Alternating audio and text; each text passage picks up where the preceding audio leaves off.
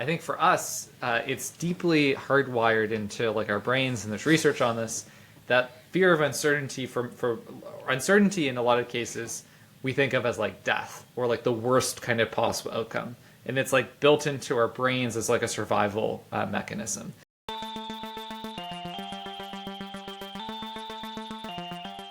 Scott, welcome to the show. Thanks for having me on. Absolutely. My first and most important question is, how are you doing? Like, for real, how are you doing? I am feeling probably a little frazzled today, just because I was running around different places getting things ready to send all these books out today. And as we were briefly talking about in the pre-show, it is a lot more complicated sending out 100 different packages to 100 different people than I ever realized. So I have a lot more appreciation for people in the logistics of mailing things. Yeah, the only sort of experience I have with that is when I first started some of my clothing brands and I didn't have a supplier.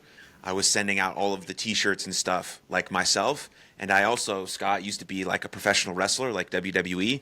And so all of that merchandising and creating t-shirts you do by yourself. And so I would ship them and handle them and all of these sorts of things. And it's just like, it is kind of a nightmare. You go to the UPS and you like got this like big old tub thing that you're carrying with you. And it's like, yeah, I'm just sending a bunch of t-shirts that have my face on it. And now you're sending about a bunch of books that have your name on it and something that you're really proud of. So it's like the logistics are of running a sort of a small business, however it is. It's very quite it takes a lot of effort, and like when you do it, you're like there's a real sense of accomplishment that comes with it. Even after writing the book, which is an amazing accomplishment to begin with, just like getting it out into the world is also incredible. Totally. And to your point, I think so much of entrepreneurship or creating anything is you have to be really willing to just get your hands like dirty. And that means sometimes like going to the print shop and picking up a bunch of stuff or figuring out, all these packaging kind of labels. Like, I think what deters a lot of people, especially later in career, I think to pursue entrepreneurship is people think, oh, I'm too good for that. Like, I can't, take out the garbage, or I can't do that. But if you're going to be an entrepreneur, like, sometimes you have to get your hands really dirty, and that's part of the journey. Absolutely, yeah. You have to be willing to be a fool to advance at all, said another famous Canadian, Dr. Jordan Peterson. But yeah, I think also the problem with people wanting to get into the entrepreneurial space is what they see on social, and they see someone on social who's like 10 steps ahead of them, who's got like 8 different dudes doing all sort of like the grunt work that no one wants to do. They got a personal assistant, and they got someone who makes their meals, and they got all this shit. So they only have to focus on the stuff that matters most. I mean, no one starts with a team. You start with doing all of this shit by yourself. The editing, the uploading, this, the that, whatever sort of space you're in. I just related to podcasting. And so if you're not willing to do that to start, and then hopefully eventually grow a team and have some help and delegate tasks and work on the most important things, that's the only way you're going to grow. But if you're not willing to get in the trenches at the beginning, like, you're never going to create anything. Totally. Yeah, you have to be willing to go out and do like the grunt work. That's like an essential part of entrepreneurship. And I think, yeah, I love that point you mentioned. Like, so many people think, like, oh my God, how does this person do all these things? And you'll see like a Jordan Peterson. But Jordan Peterson probably has like a team of like 10 people who just does his PR. I remember listening to something from Scott Galloway recently, and he was like, yeah, I have 18 employees who just do like Prof G Media. Yeah. Well, Scott Galloway is the absolute man, and I really appreciate everything that he puts out into the world. So I'm glad he has that big of a team, because we need what he has to say a lot, especially the insights he gives on young men and how we can do better around that. But anyways, just not to sidetrack this conversation totally, but I want to know more about you and your journey and how you got here. And so I don't know a good place to start, but let's start with COVID and what you were experiencing then and how maybe it led to your diagnosis. Yeah, for kind of context, live in Canada. I run a not-for-profit called Venture for Canada, and scaled it from like something very little to an organization with a $15 million year budget, 30 employees, supporting thousands of people per year. And in COVID, the organization had just grew a ton. And I was in my late 20s, and at the same time, there was a global pandemic. In Canada, things were very shut down, so we were in my house, couldn't really go outside, barely, like, at all. And then my parents got divorced after 30 years of marriage. And all of these things, the work stresses, HR issues, the global situation with COVID, it just reached a breaking point where I started developing really kind of compulsive behaviors. And it spiraled like out of control. And the one thing I would say also is that these compulsive behaviors existed for a while, but in COVID they blew up. And an example of a compulsive behavior would be like Googling about a disease for like 5 hours like straight. Like that's kind of it's not just like, oh, washing my hands a lot. It's things that start to like take over your life. And I eventually was diagnosed with obsessive compulsive disorder and went through really intensive treatment for a period of time. And I can talk a little bit more later on about my OCD kind of experience and the journey kind of with it. But at the core of what OCD is it's a fear of uncertainty. And I was motivated to write my book, The Uncertainty Advantage, because I've seen that fear of uncertainty holds so many people back, not just those who have OCD, but I think a really large number of young people, and that's informed by my work at Venture for Canada. So that's a context on that time in my life and how that results in the book. And then what actually led to you going to seek professional help to actually get a diagnosis? Yeah, it's a fantastic question. A couple of things. One is credit to Brad Feld, who is an amazing entrepreneur in the States, who lives in, I think, Boulder, Colorado. And I listened to a podcast episode with him and Tim Ferriss in like mid 2020. And Brad Feld talked about getting diagnosed with OCD. And here there was this guy who's really successful, like has founded a bunch of things, really prominent venture capitalist, has published like 10 books. And he talked about his experience with an OCD diagnosis, but also more importantly, like seeking treatment and ultimately like feeling better through a thing called exposure ritual prevention therapy. So at that time, I didn't necessarily know I had OCD, but then in early 2021, it reached like a breaking point where like I didn't sleep for 3 days and these kind of obsessive thoughts were just dominating me. And you know, I'd be out in the middle of the night, like Googling like random, disease, like about, in some cases actually about OCD, because I thought I would never feel better from OCD. That was one of my kind of compulsions. And so to answer your question, Brad Feld was, I would say, really important listening to that interview. And then 2 was just reaching like a really bad breaking point where I was like, I need help and I can't deal with this alone. And seeking exposure enrichment or being treated with exposure enrichment prevention therapy was one of the most game-changing things of my life, and I'm happy to talk more about that. Yeah, I just would like to know more, maybe potentially if some of these compulsions were or thoughts were about you hurting yourself or danger to yourself, or those are the things that were a tipping point, or was it just you obsessing over something for a longer period of time where you felt like, okay, this is sort of enough, or were there some things in between there? There were definitely some like very like disturbing type kind of obsessive like behaviors, which I won't go as much detail because candidly I think it's like sort of distracts from like the broader kind of like point. Sure. But I would say that like yes, it was like very like disturbing, like enough that my body would be shaking from like the sense of like fear and like kind of overwhelm. So it wasn't just like, oh my God, are there germs on my like hand? It was what I would say is quite. It'd be like if you had a horror movie in your head. And the horror movie was just going over and over and over again. It was probably one of the most terrifying things, probably actually the most terrifying thing that I've ever experienced.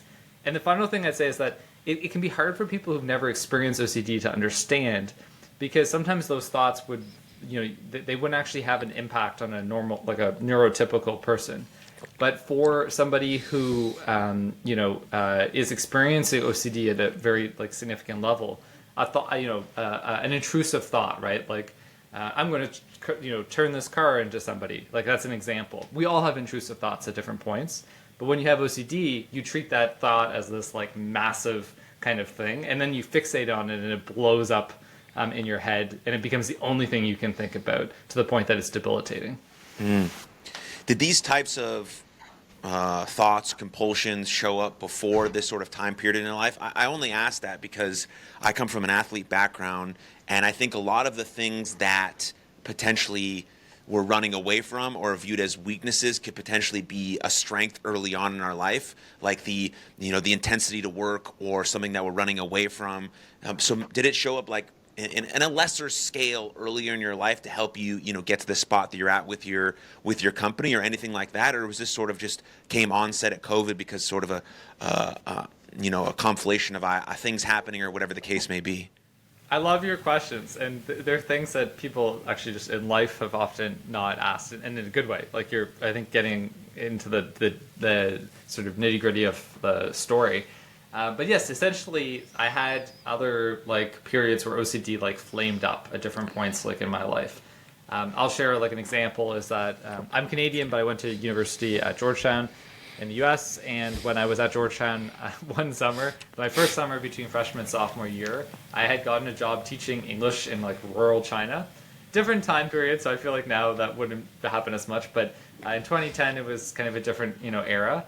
And when I was there, I got this like sort of obsession that I was like going to like die like from like an illness. It ended up being a completely like made up thing in my like head.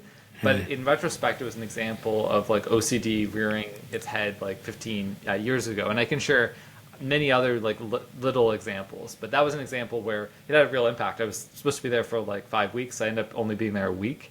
And that's where the OCD diagnosis was really helpful, was it let me sort of piece together different things in my life and why I reacted. The second major thing to respond to what you said is that I think that there's certain parts of my personality that can be maybe obsessive or fixated on achieving a goal that can be really like positive. When I want to set something out, I can be extremely kind of tenacious.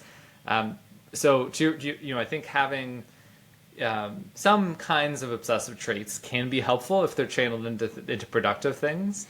But also, I think obsessive traits can become very maladaptive when they're not controlled.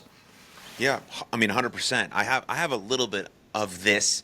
Definitely, if you ask my wife, like, yesterday I was sitting down watching a baseball game, and I had this idea about a new video that I wanted to create, and we had about 45 minutes until we were about to go to dinner, and I probably should have just waited until we got back from dinner, but I just could not. I could not do the thing. And so it's like, that is sort of beneficial in a way that like I'm going to get the work done. If the idea comes to my head, I'm going to drive, I'm going to move, I'm going to go forward. But it's also in a sense like not super great, because like what if something in that time was important that I needed to do? Like I'm about to be a dad, and I won't be able to just on a moment 45 minutes leave my wife and kid if I have some sort of fucking idea. There's got to be a plan, there's got to be some sort of process that's worked in there. So I think what you're saying is 100% right. There's always going to be a vice of excess and a vice of deficiency. We sort of just want to try to live in the middle ground where there's harmony on both, where it's helping us rather than hurting us, but just different for each individual. Totally, and I really relate, because sometimes I'll have an idea and I'm like, I need to do this like right now, or even sometimes emails, I'm like, I need to be zero inbox like right now, and then sometimes I'll have to pause and be like, actually, this is like fake urgency, like I don't need to do this like right now.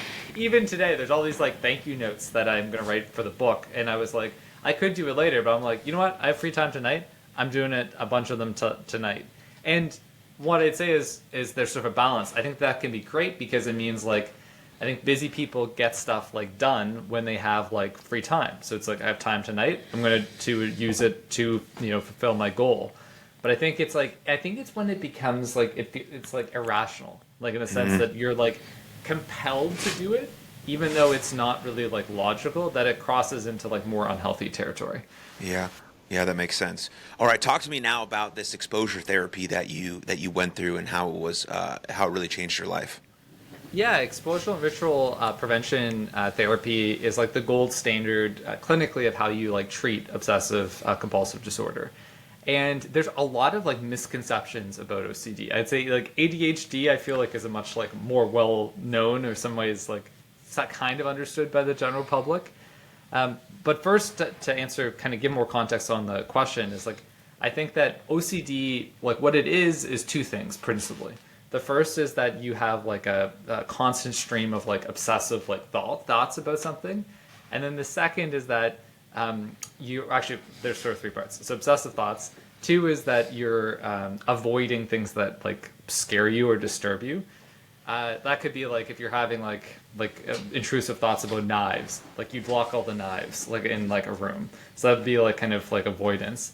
And then also that there's maybe compulsive like behavior. So you're like, doing some weird like like thing, where you're like, clapping your hand on a wall every time you leave like the room. So essentially, someone with OCD is both like avoiding what they're afraid of, and they're also doing like compulsive things to make themselves feel better about whatever they're afraid about. What exposure ritual prevention therapy does is a few things. One is it exposes you to like the fear. So for instance, like if you have a fear of driving, that means like you're going to go out and drive and be out on the highway, and like you're exposing yourself. And gradually it's proven like on everything from like bees to driving that like you gradually generally become less anxious, not necessarily completely unanxious, but you become less anxious. The second is you stop doing the compulsive behavior. Like it's kind of like analogous to if someone's a drug addict. Like you have to go like cold turkey, right? And it really is like there are some similarities in my kind of view of like you have to detox from the compulsions. The interesting thing is that from talking to the person who treated me, is that it's often a couple weeks into like the exposure ritual prevention therapy when you're not doing your rituals and you're also being exposed directly to things that you're afraid of that are it's like the most challenging, because it is like you're like detoxing, like you're an addict and detoxing from like bad behaviors. And it can be really tough. And that was probably the darkest point for me was actually after starting the treatment. And so it creates this bizarre thing where you start the treatment and you're like, oh my God, I feel like even worse. Like, why am I doing this? This feels like shit. Like, what? This is the worst that I've ever felt in my like life. And it reminds me of the famous Robert Frost poem, like, the only way out is through. Like, to face anxiety and things head on, you have to like look it in the face, and that means you can't avoid it and you can't do these dumb kind of rituals. So just to kind of maybe wrap things up for folks who are listening, because I learned about exposure ritual prevention therapy from someone talking about it on a podcast, is the thing I would say about if you think you have OCD and you're thinking even about kind of getting treated, one of the things that's a common like mistake is people get treated for OCD by people who have like training in like cognitive behavioral therapy or CBT. And CBT can sometimes work, but a lot of the clinical training for OCD, like on how to treat it, is like very specific. Like there's people trained in exposure ritual prevention therapy.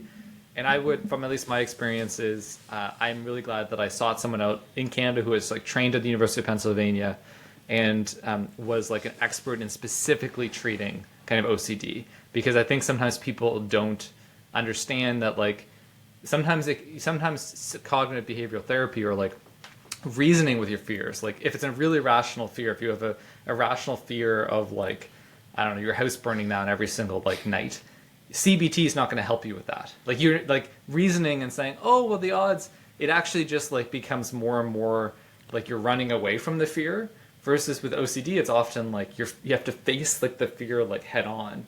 And the one final thing is it's actually sometimes like it's admitting the bad thing will happen. Like for me, when I'm really stressed, one of the things that's most important is actually saying that bad thing will happen to me. And then I can feel like, I'm like, oh, it feels so relaxed. It's just like, it's like admitting your worst fear is like that the path to actually feeling better. Yeah. Yeah, beautiful. That makes me think of like, I'm not sure who said it, but like when you start to expose yourself voluntarily to things, it's not that you get less scared, you get more brave. And I think there's a large distinction there, because it's like people think there's going to be this absence of fear if they continue walking forward. Speaking back to entrepreneurs, right? Like they think like it's easy to start a new business. You've done it before, you can do it again. It's still scary to start something new. I just have now the evidence that I'm more brave than I was before, so I can step forward into this growth. And I think that's a important distinction for people, because I'm sure you still get scared at times, right, Scott? But you're just way more brave now because you've shown yourself that you are a courageous human being who can step into things that are scary to him. Yeah, 100%. Like I'm leaving the organization I founded, Venture for Canada, like this fall, after leading it for 11 and a half years to go launch something new. Whoa. And at times I'm like scared as shit because I was like, oh my God, this has been my life for like a third of my life. And I'm going to go. And people are like, what are you doing? I was like, oh, some ideas, testing some things out. And, I can tell the judgment from people. They're like, wait, you don't have like a specific like plan? But I also I left a job when I was 22 at Goldman Sachs in New York City to go create Venture for Canada. So I'd been through this once, and I have people's kind of judgment. And I think one thing that's really important for a lot of entrepreneurs is it's like not giving a shit or giving less of a shit. I think everyone gives a shit, or most people. But I think it's sort of saying like, you know what? People might judge me. I might have be running this thing that's kind of like non-existent other than me and just my idea for like a year or two.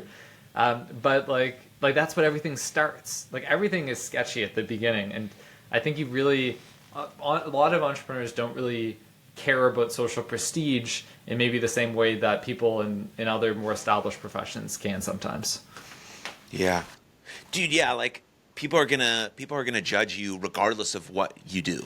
They're gonna judge you if you stay, if you go, if you build this, if you don't build this, if you do this, if you do that. So might as well just like do whatever you feel most aligned to. And also like we're all gonna die and no one gives a fuck. You know what I mean? And so might as well try to live what is most in alignment with us. You've built something for the last 11 years. That's incredible. You wrote a book. That's incredible. You're about to do something new. That's even cooler. And it's like, but there's just like, you've given yourself ample evidence. I talk about this with my athletes all the time, like, especially when they're struggling.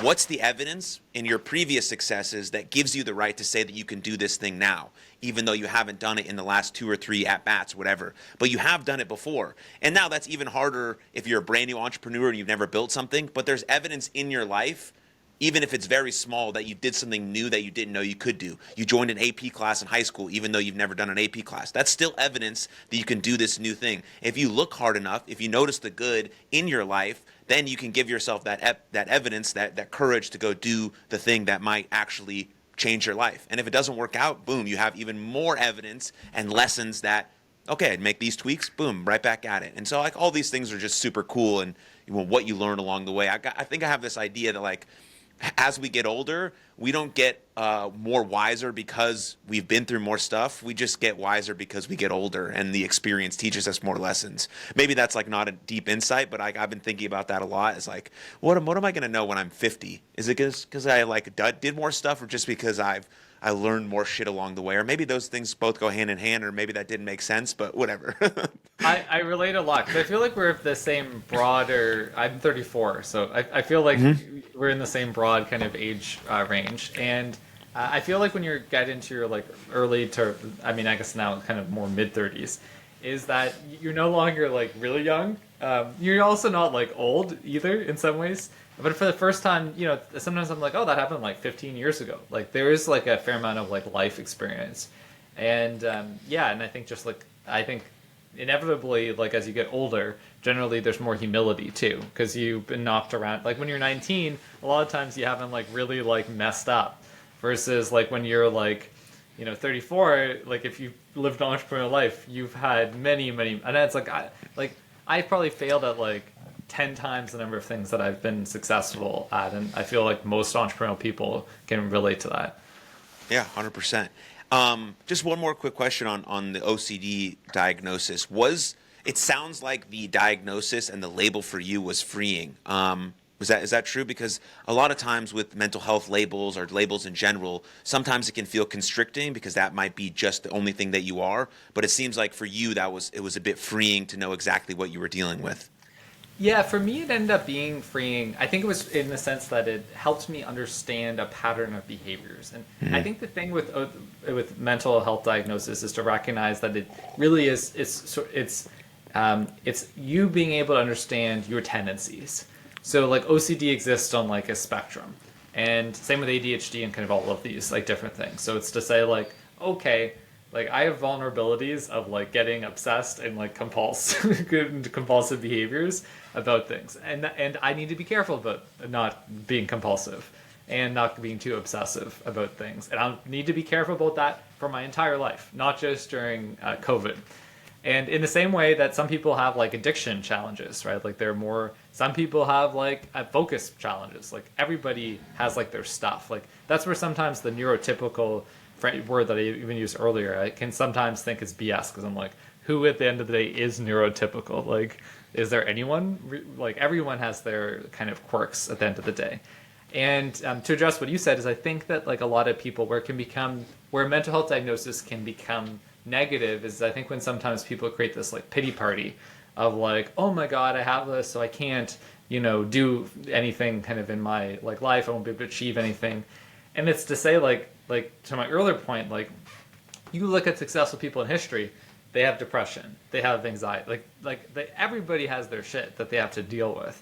And I think issue sometimes in North America is that the diagnosis like brings them down. It makes them feel worse. It makes them feel like they can't achieve everything that they set out. When what it really should be is just it's a self-awareness tool more than anything. And it's to say it brings its challenges. But for me, one of the things that's really important to acknowledge is that so everybody else has all these challenges too. These are just the challenges that are unique to me. And there's a lot of great things that I have that other people don't. And everyone's different. Everyone has their advantages and disadvantages. Yeah. Yeah, I personally, I watched my sister get diagnosed with bipolar disorder, and that was in the same way that I was freeing for you, it was freeing for her, because it gave her an explanation as to why sometimes she acted in sort of this way. And just like OCD, and you might have experienced this as well, other people, if they have never personally experienced it or been around it, don't really understand it. Oh, you just wash your hands a lot. Oh, you have bipolar disorder, you're just like a bit crazy. Like that's not a definition or any sort of way to define someone about what they might be dealing with. And I understand people's cases, they're like just sort of uninformed, so that's like what they've heard or certain things. But it really does, like when the person really truly understands what's actually happening inside of them and they decide, like yourself and like my sister, to take action with it, they can still flourish in such a positive way. And now they know when some of these things might show up, there's like, oh, I'm not a crazy lunatic person or who needs help. I'm just like, oh, this is what I talked about with my therapist. This makes sense. I'm feeling this a little bit more than I usually do. Okay, here's my tools that I can attack to use it and help myself. And maybe I can tell a friend that something might happen because they understand my situation. And here's how we're going to move forward. Like that's a beautiful way to approach it. And the problem with some of these mental health diagnoses is that some people, like you're saying, use it as an excuse to do bad shit, to not do anything, to let it ruin their life or other people's lives. And then that's where the whole sort of mental health space gets a bad rep. And then people don't want to find out what they might be dealing with because then they think that label is all that they are, when really it's just, of course, just a part of them, just like everything else, just like being a person in the world or a son or a brother. Like it's just a part of you. This happens to be like a really specific part. Sorry to go on that sort of ram there, but yeah. And one thing just to build on what you said too is it's beyond the self-awareness, it's the tools. Like that's what's been really helpful is with OCD it's like sneaky. You can see certain compulsive things start to creep up. And then sometimes I'm like, oh wait, that's like actually like kind of a compulsive thing. Like I need to stop doing that. Like that's like, and if I was never diagnosed with OCD, I wouldn't have the awareness to be like, oh, that's like a bad behavior. Because I think otherwise it's easy to be like, oh, that's just like a weird thing. I'm just like, it's like a quirky thing I do. But then it's actually to say, no, that's really bad for like my mental health. Like I need to like cut that out and not do that at all. And so it's awareness is really important, but also I think the tools. And that's the thing with therapy that was so great is with exposure ritual prevention therapy, it's like intense. You do it for like 2 to 3 months and then you're like done. And there's like little check-in appointments like over 2 years and then it kind of like is completely done.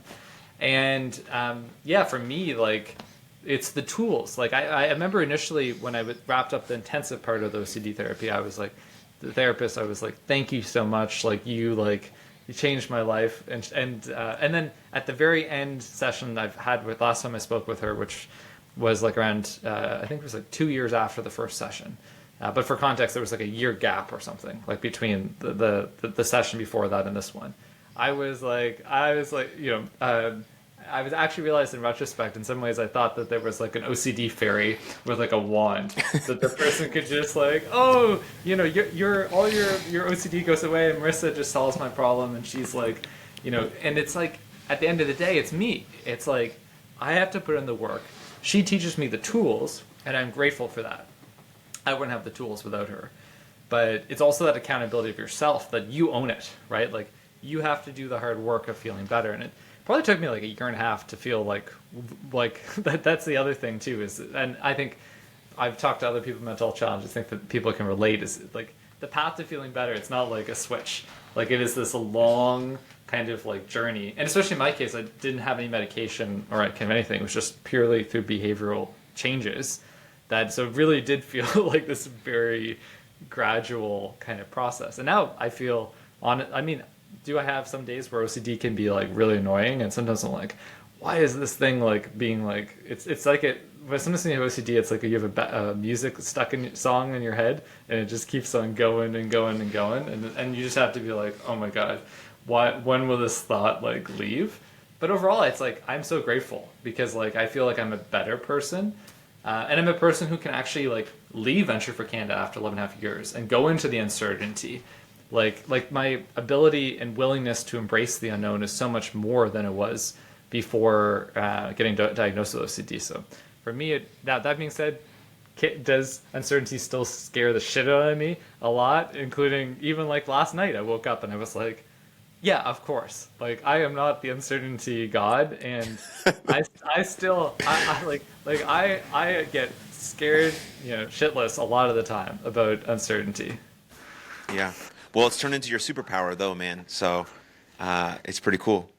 But the one thing I'd say, there's someone told me online, try to teach what you most need to learn, and I think that's relates. I relate a lot to that quote. yeah, I mean, I can relate that to this podcast. The reason I talk about the things that I do is that this is the information I wanted when I was a young man, to build my life, to talk about things that are real and actual struggles and things that we can relate to. And so, 100%. That's why I have this podcast. So anytime I bring a guest on, I can be the dumbest person in the room. It's fucking sweet, and make sure that my humility stays right where it needs to be. But anyways, okay, so we got that great. That's backstory about you, and then that all led to you writing this book that you just talked about, The Uncertainty Advantage. So was this all the genesis of the book, or what was that like? Did you just one day decide you were going to become an author, or what was your vibe there? So during COVID, I actually wrote a whole different book that was called Developing Entrepreneurial Skills, and I just wrote it like on my like side time. It was a really crappy book, really bad, like atrocious. But it's all kind of give some context, is that I sold this kind of crappy book actually to a publisher, but the publisher, they have good taste, but what they thought was, I think, is that like, hey, Scott can like write a book, and this publisher is called Dungeon Press. It's one of the most like well-established publishers in Canada, after we started the process, they read the manuscript. They were like, this book is not good, but we think you can write like a book that's really good. So they connected me to a writing coach who lives in Vancouver Island named Amanda Lewis, who was fantastic. And a writing coach, for those kind of interested in the publishing process, is not someone who teaches you how to write like prose, because candidly, like ChatGPT can help you do that. But it's somebody who is like generally experienced working at like Random House and like large publishers, and is a coach on like the strategy and the positioning of like a book. And every day I feel like I learn new things about the publishing process, but there's a lot when you write your first book. It's like this drinking from a fire hose. I'm just every day I sometimes I feel very humbled because I know so little, and there's things where I'm like, oh, I made that mistake, I was so dumb. If only I'd known that before. So good lessons for potentially a second book. But then I started working with this writing coach, and this was in kind of late 2023, and she helped me kind of realize that the book that I really want to write is a book about uncertainty, and how do you help people in their 20s like learn to thrive in uncertainty.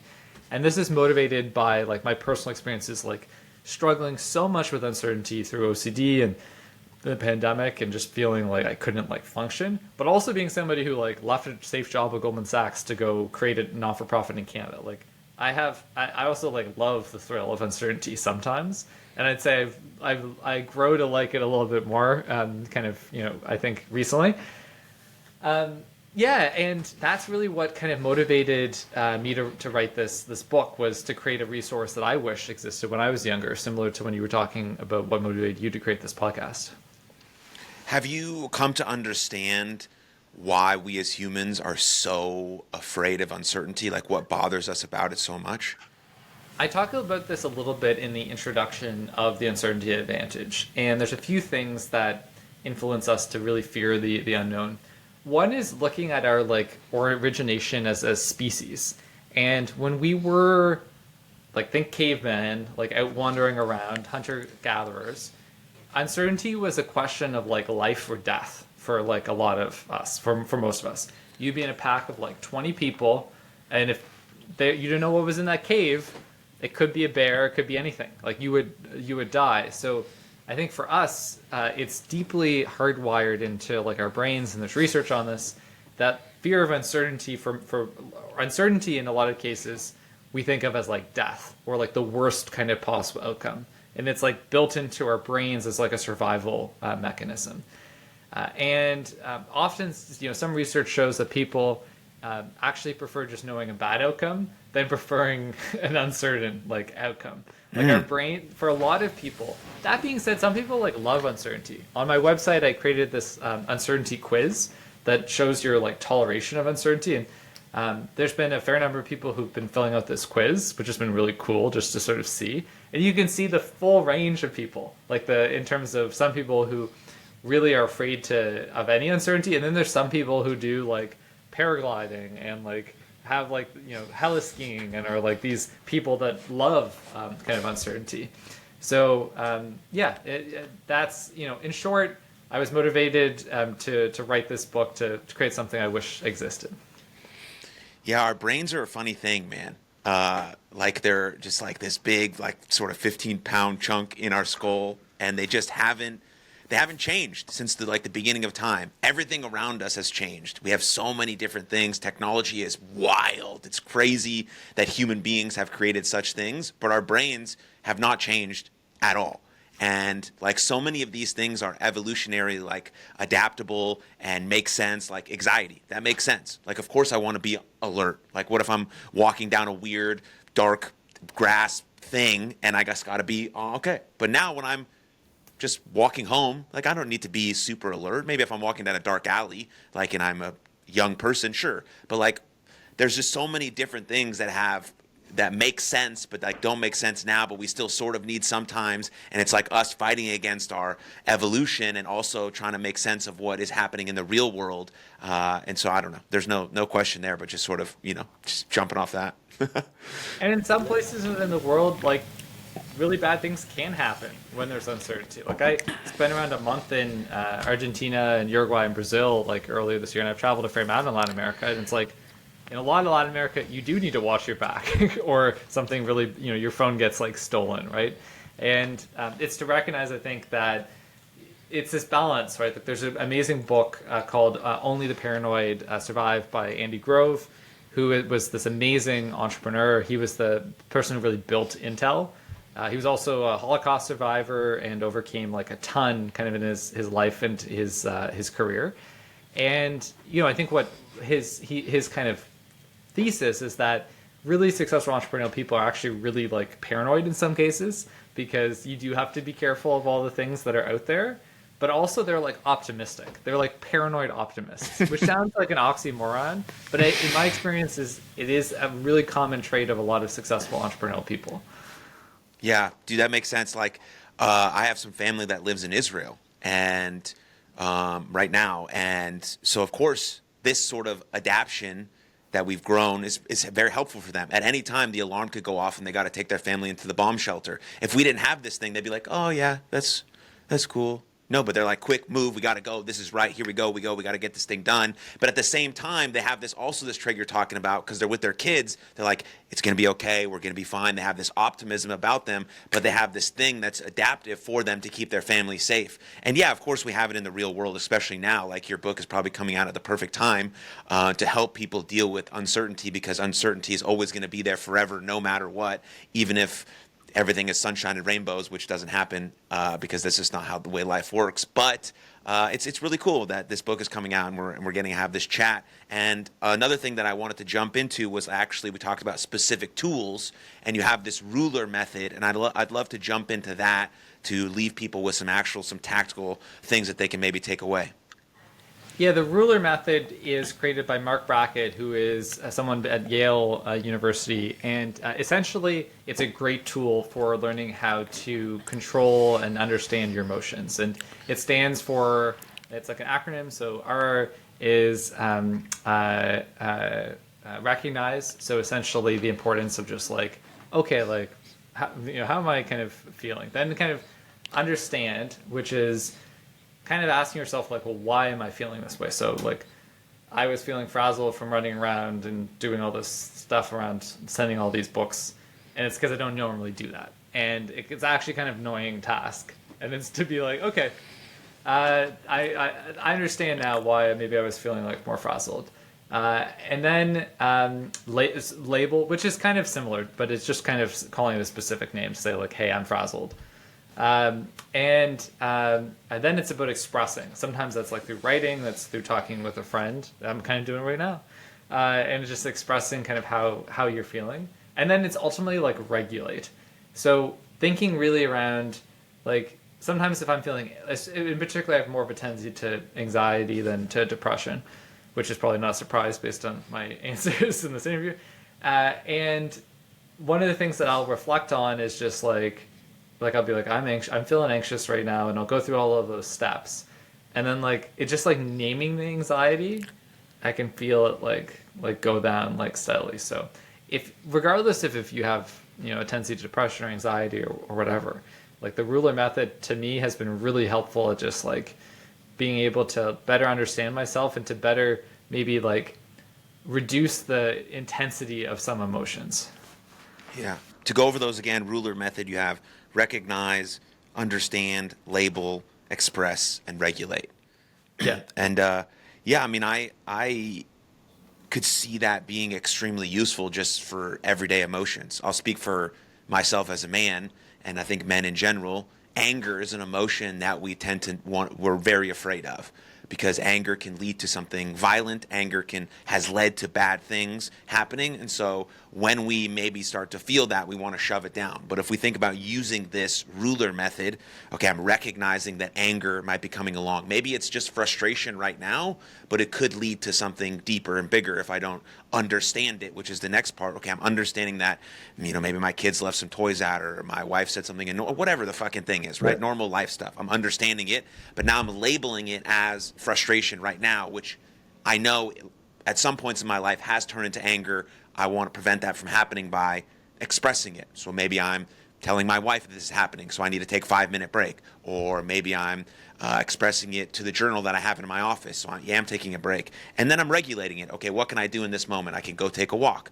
I can go do some jumping jacks in the backyard. I don't know what you do, right? But anything to sort of regulate those emotions so it doesn't turn into something much deeper, potentially more dangerous. That just came to my head right now as something that you could practically use to deal with an emotion that you might deal with all the time, say when disappointment or rejection or overwhelm or whatever the case may be. Yeah, it's a great breakdown. I think for men, like, anger is something that's like so strong, and it's also something that people like try to run from.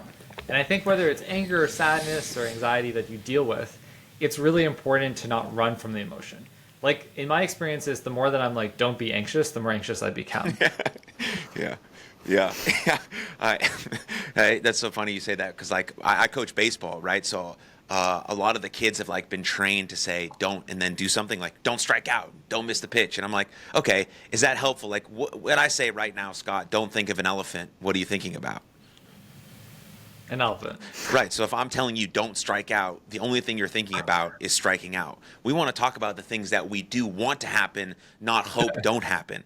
I hope, whatever the case may be. And that's like a powerful lesson in like how you talk to yourself, basically. The language you talk to yourself is very, very powerful. And so I basically learned everything about my life through sports, so anyways, yeah. Oh, so. it's and I think sports can teach people so much about life. I've never been a great athlete, but I was playing tennis early this morning at like 6 in the morning because it's like otherwise way too hot to be playing tennis outside. And yeah, just I was like, it teaches you, like my opponent was like destroying me in tennis, and I was like, I'm not giving up. And then you know what, I rallied and I did way better towards the end. But partially I realized I just like I kind of had this fear of like hitting it badly, and I just was like, I don't care, I'm just gonna whack it like hard, because part of my issue was I was not hitting it hard enough, so then it was giving him too much of an advantage. So anyway, just to say, yeah, I think for listeners, sports can teach you a lot.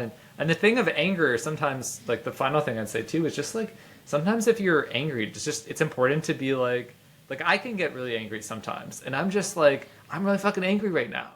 And just to sort of say that, and it's just like, and often it's like, I have a right to be angry. Yeah. And just to like sit there in that anger, way better than just being like, oh, anger, go away. Now, it's important to not act on that anger, but it's like, in some cases I found with anger, it's like embracing it. It's just like, I'm really angry right now. And that's why my body's telling me this, because I was wronged about something. And yeah, I there's so many issues I think men face when they try to like subsume their anger. Because whenever you try to subsume anything, it starts to boil up. And eventually it'll be like a volcano, and it's going to explode and create lava, anger lava all over you in your life. Yeah, 100%. So let's switch over to like young people, young professionals specifically. What advice would you have for them about dealing with the uncertainty that they have in their life? Maybe they're not sure what they want to do with their life. They're uncertain about their next step. What does your book say about that, or what would you say about that, dealing with a young person? I think the first is like the self-compassion that like, this is like really tumultuous like times like in the world. Like there's a thing called the uncertainty index, which measures the amount of geopolitical uncertainty in the world, and it's like off the charts. Like we are 4 times more uncertain today than we were in like the mid 1990s. Like when we were kids, like I feel like 1996, 1997 in retrospect, it was like, oh, that was like, the major scandal was like Monica Lewinsky. Now there's like all these like, massive wars going on.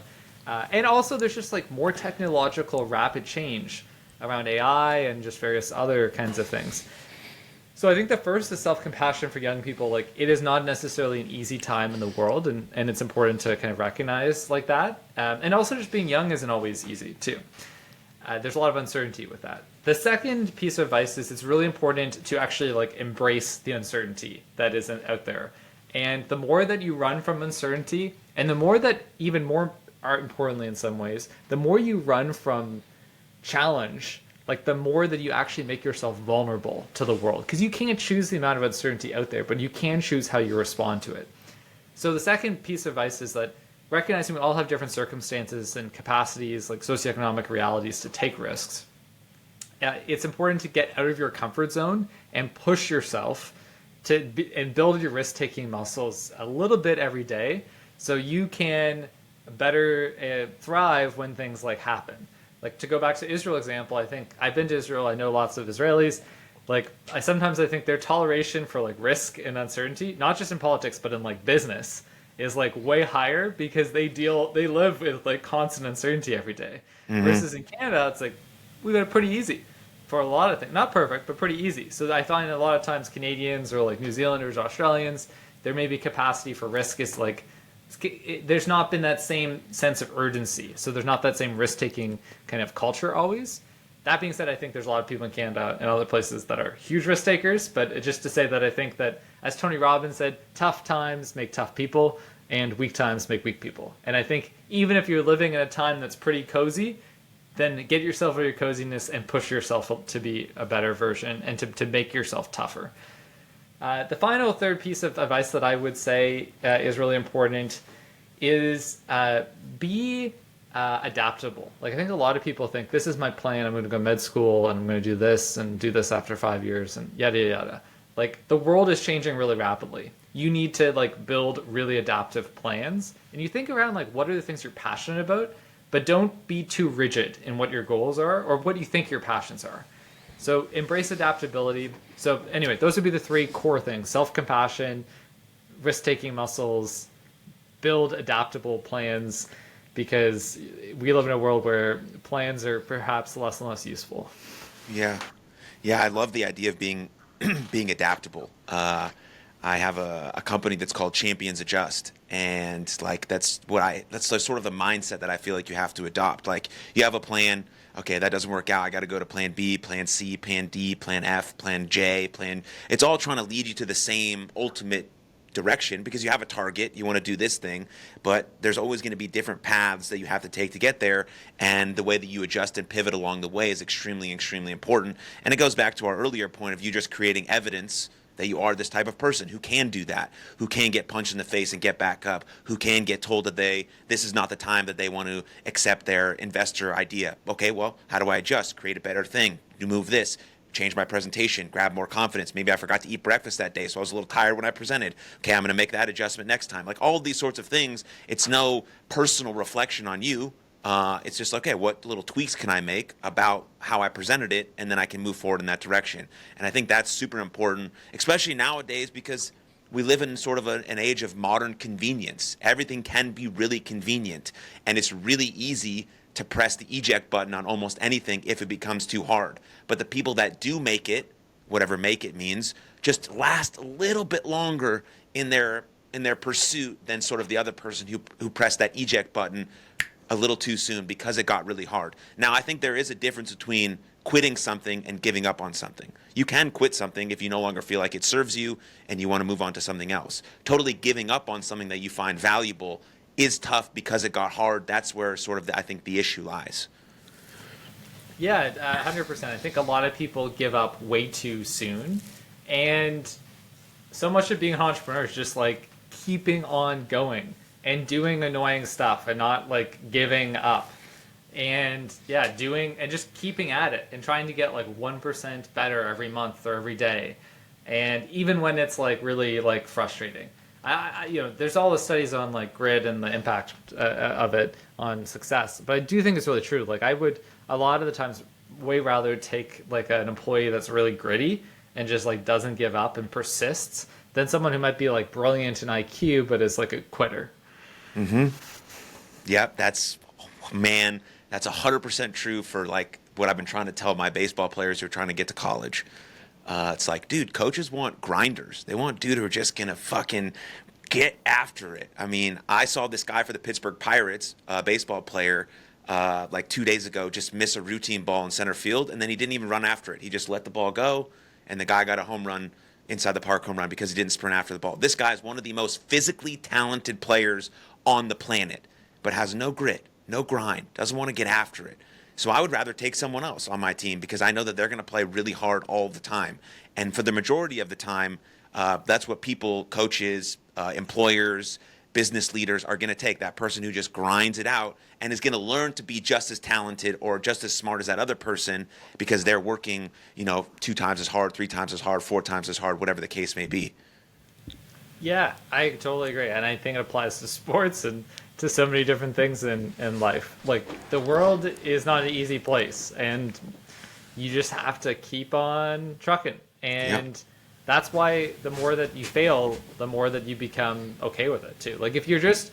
I was saying that to someone recently, is like doing this book. Like, I've never written a book before. I'm launching something, new. There's all these things right now where I feel pushed out of my comfort zone. And at times I'm like, screw this, like this is annoying. But then I'm like, it's in these moments when you're out of your comfort zone that you have like the most growth. And I also feel so energized because I'm learning so much every day. So yeah, if you're a listener and you're starting your career, like push yourself out of your comfort zone, take risks, like do things that like scare you. Life is like short. And I think you don't want to be 80 and like regret the risks that you could have taken to live a more interesting or impactful life. Yeah. Yeah, speaking of that, how do you feel now that you have sort of author in your title of accomplishments? Is that a cool thing for you? Yeah, it's cool. I actually recently got the physical copies, hence now that's why I'm like sending a bunch of these out to people. And yeah, it's just like I think sometimes I'm somebody who doesn't actually like sit in like the celebration of something enough. Like I'm just kind of like, okay, on to the next thing.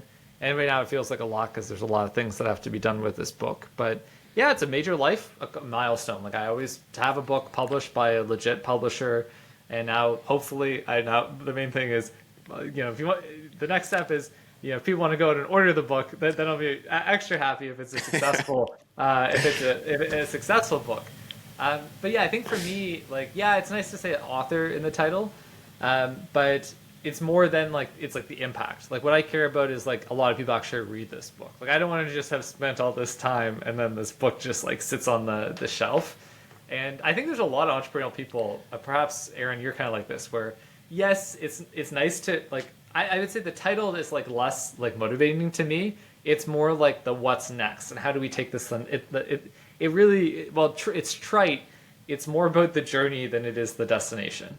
Mm. Yeah, I'm with you there. Well, I think people should pick up the book when it comes out. It couldn't be more applicable to our life and will be no matter what sort of situation we're in. But Scott, is there anything that I didn't ask you or failed to mention that you want to just talk about right here, right now before we go? The only thing that I would add is if you're interested in learning more about me, you can check out my website at scottstirrett.com. And also, if you're interested in keeping in touch with me, I have a monthly Substack that goes out to close to 1,400 people, 60% open rate. Essentially, I share the top things that I have come across this past month. The goal, short, sweet, and actually kind of adds value to folks. So that's a great way if you want to keep in touch. And Aaron, it's been a pleasure. I've really enjoyed speaking with you. You're an awesome interviewer. This has been a great convo. Yeah, man, I appreciate it. Thank you. And all the things that Scott just mentioned, linked in the show notes below. Check him out, follow him. And appreciate you very much, Scott. Thank you, man.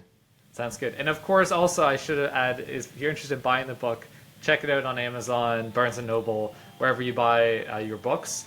It goes on sale in the United States on September 16th, in Canada on August 19th. And appreciate your thoughts on for folks who read the book. Yeah, and that's called The Uncertainty Advantage. Thank you very much for tuning into that episode. And if you enjoyed it, click right here for another full-length episode of the podcast. And please don't forget to subscribe. But most importantly, above all else, please take good care of yourselves and others. And I'll see you next time. Lots of love. Cheers.